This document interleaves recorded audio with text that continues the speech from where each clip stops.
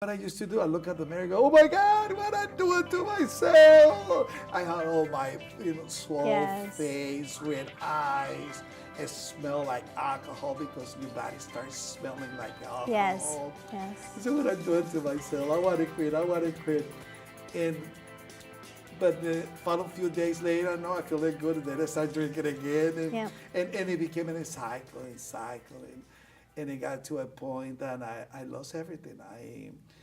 You don't lose everything in a short period. You lose it like in a long term. Yes. It takes years, Years. to Yes. to get in trouble. Yeah, because I think there's a tolerance level. First, your family doesn't want to believe, and they are in denial. They don't want to believe that you have a drinking problem because now they're associating themselves with you. And well, what's wrong with us that he has a drinking problem? No, they thought I was crazy. Right? Germán is crazy, that kid is crazy.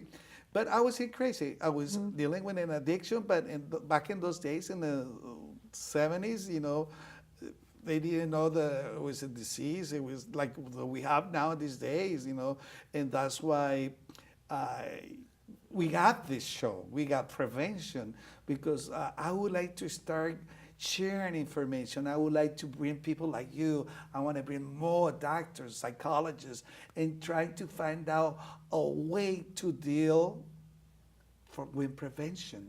Because if we start with our kids, we might, from 10 kids, I would be happy if I can save just one kid. Yes. From 10 kids, if I Absolutely. save one kid, it will be good. So Yes. that's what I want this program, prevention, to have parents, teachers, sociologists, all kind of persons to talk openly about this because Yes. there's a stigma behind Yes. alcohol. It's a stigma, and we don't talk about it. We don't. And we don't talk about it. I get people in banking. There's Yeah. a lot of social activity that happens.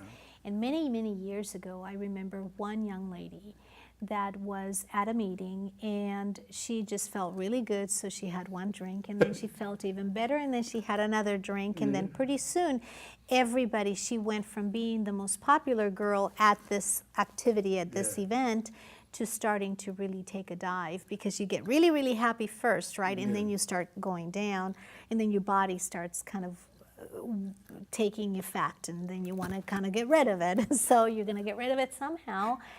And this is what happened with her. And some companies, they do that. They throw parties, and then the boss goes to those parties and they kind of check who's drinking, Yes. who's in control. Yep. In that way, they identified the problem of the company because when you drink too much, you have a problem. You are. Because you make decisions and you're always drunk, late. Yes. What else when you? Well, you I never come- work in you- the office.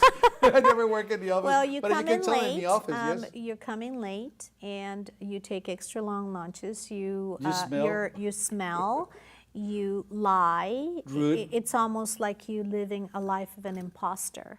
Yeah. Because you have two personas. You have the drunk person, and then you have the person who is the professional Yeah. individual. And so you don't know, because you're having to cover up for your addiction, then you're working so hard that you lose focus on what you're trying to do, whether it's spending time with your family or the important things in your life, or being focused on your job. And so it affects every part of your life. Yeah. And then if you're married, that puts Divorces, a whole nother thing. domestic violence. Domestic violence, Yeah. because my father used to say, and I remember when I was little, my father used to say, I try to do the right thing, I try to always do the right thing, but I just can't.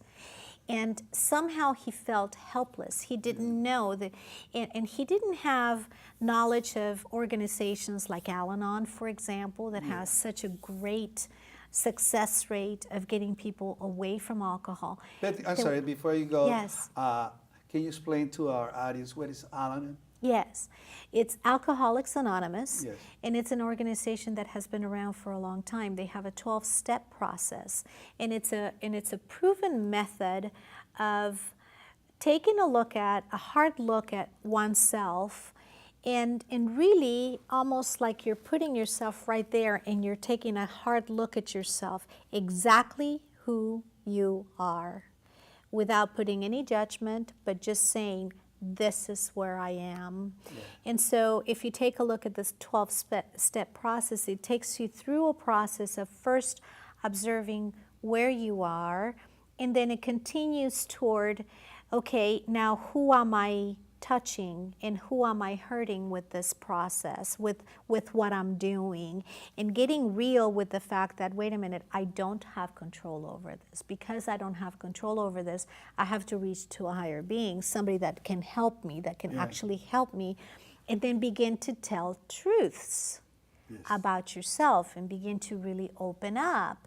And then eventually, toward the end, the most important step in my mind is the last step, and that's telling others about and helping others and paying it forward. Look, you do it now. And exactly. Look, you do it now. And it was one of my employees who had been clean from any alcohol addiction for 15 years, who I went to when a family member had an addiction, and I said, can you please do an intervention with my family? And he came and he had an intervention with my whole family, and that's when we started with what they call tough love, the real tough love.